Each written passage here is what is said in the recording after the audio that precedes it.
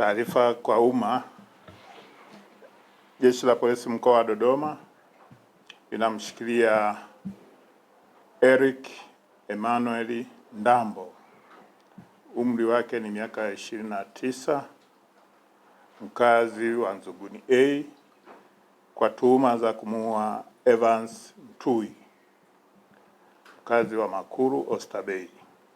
Tukio hili lilitokea Disemba tarehe 16 majira ya saa 10:45 jioni katika mtaa wa Majengo, ambapo marehemu alimshambulia kwa kitu chenye ncha kali kifuani upande wa kushoto.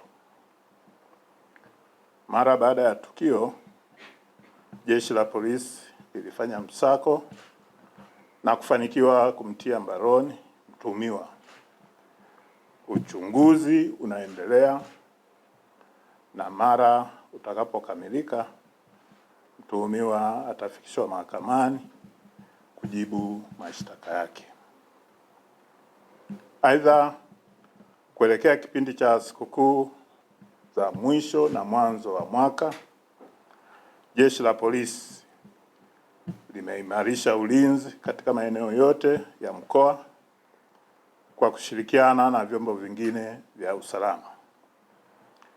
Maeneo ya ibada, kumbi za starehe na sehemu zenye mikusanyiko mikubwa zimewekewa uangalizi maalum ili kuhakikisha kwamba wananchi wanasherehekea kwa amani na utulivu.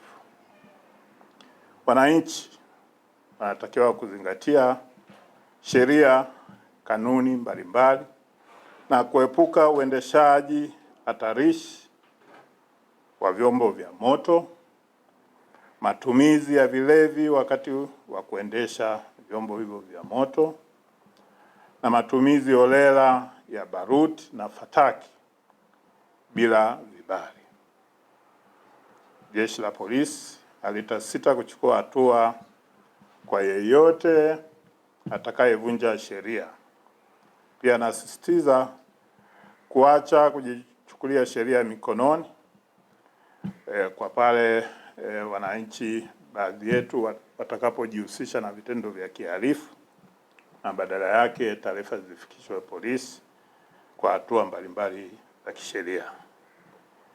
Jeshi la Polisi mkoa wa Dodoma linawatakia wananchi wote maandalizi mema ya sikukuu ya Christmas na mwaka mpya, na tunawahakikishia kwamba kutakuwepo na amani, utulivu. Tukio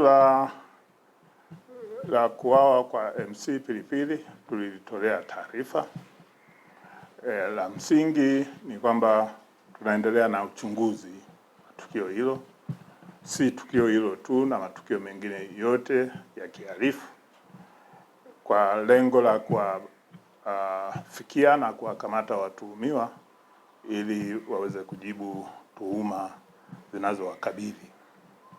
Lakini tukio hilo la Majengo ndio hilo nimeanza nalo katika taarifa hii, kwamba ni kweli tukio hilo lilitokea tarehe 16 mwezi huu majira ya saa 10:45 kama ambavyo taarifa yangu imesoma, lakini mtuhumiwa ambaye alihusika na tukio lile amekamatwa na hatua mbalimbali za kisheria zinaendelea kuchukuliwa. Pia kulikuwa na tukio la ajali ambalo lilitokea kule Makuru, ambapo lori aina ya tipa alimaarufu kama Mende ilisababisha vifo vya bodaboda watano pale. Katika tukio lile uchunguzi uliendelea na hatimaye tulifanikiwa kumkamata dereva, naye hatua za kisheria zinaendelea kuchukuliwa. Vivyo hivyo na matukio mengine yote ya kihalifu.